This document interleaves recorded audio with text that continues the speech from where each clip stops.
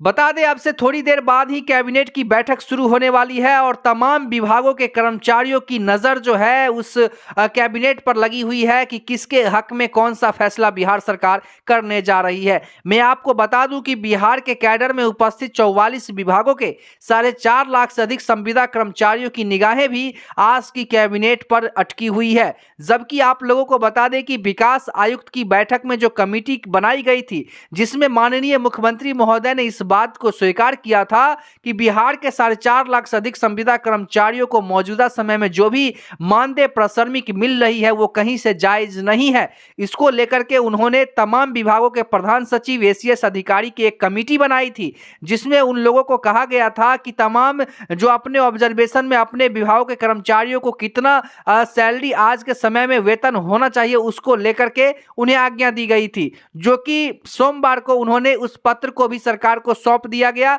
वो फाइल सरकार को सौंप दिया गया है। अब देखना यह है कि आज के इस कैबिनेट में क्या तमाम विभागों के संविदा कर्मचारियों के हितों में बिहार सरकार कुछ फैसला करती है या फिर नहीं करती है, क्योंकि 3-4 वर्षों से लगातार संविदा कर्मचारियों को आश्वासन के सिवा बिहार सरकार ने कुछ भी देने का काम नहीं किया। जब भी चुनावी दौरा आती है सरकार वादा करके निकल जाती है, फिर ऐसे ही चुनावी दौरा आती है, फिर सरकार वादा करेगी, फिर सरकार निकल जाएगी। बता दें संविदा कर्मचारियों के पास अब मात्र 3-4 कैबिनेट और बची हुई है, जिसमें सरकार अगर फैसला लेती है तो ठीक है, नहीं तो फिर से जो है अटकलें बहुत सारे ऐसे सामने आने लगेंगे नई सरकार की राहत में। जबकि आप लोगों को हम बताना चाहेंगे कि संविदा कर्मचारियों की मांग बहुत ही सरल है, फिर भी बिहार सरकार कहीं ना कहीं नजरअंदाज कर रही है। मैं पूछना चाहता हूं बिहार सरकार से, श्री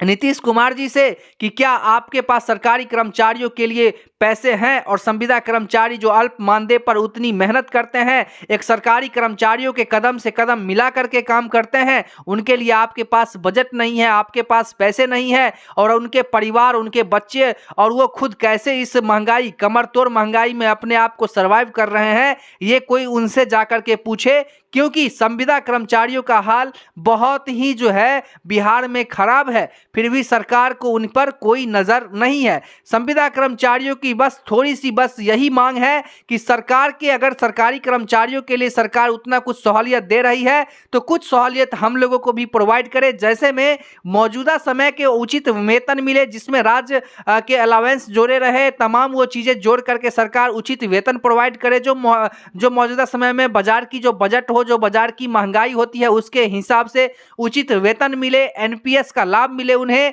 मेडिक्लेम पॉलिसी से उन्हें जोड़ा जाए, एक्सीडेंटल इंश्योरेंस सरकार उन्हें दे, सप्ताह में छुट्टी दे, राष्ट्रीय और छुट्टी दे, और भविष्य निधि जो प्रोविडेंट फंड हर एक इंसान का अधिकार है जो कहीं पे काम करता है, चाहे वो सरकारी कर्मचारी हो या फिर आप किसी प्राइवेट संस्था में काम कर रहे हैं, तो आपके लिए प्रोविडेंट फंड से जोड़ा जाना ये सुप्रीम कोर्ट का ही अधिकार है। और सुप्रीम कोर्ट ने इस बाबत जो है फैसला भी सुनाया हुआ है। तो आपको बता दें कि वही प्रोविडेंट फंड, ईएसआई और अनुकंपा जैसी लाभ उन्हें सरकार देने का काम करे। बस ये छोटी सी मांग के साथ वो लगातार अपने कर्तव्य को, अपने निष्ठा को, काम को अच्छे तरीके से निभाते हैं, इसी आस में कि सरकार कब हमारे मांगों पर जो है मुहर लगा करके इस चीज़ को बिहार में लागू कर देगी। तो आप लोगों को बता दें कि आज के इस कैबिनेट में देखना होगा कि आप लोगों के हितों में सरकार फैसला करती है, आप लोगों के फाइलों पर मुहर लगती है या फिर नहीं लगती है, ये देखने वाली बात होगी। लेकिन आपको बता दें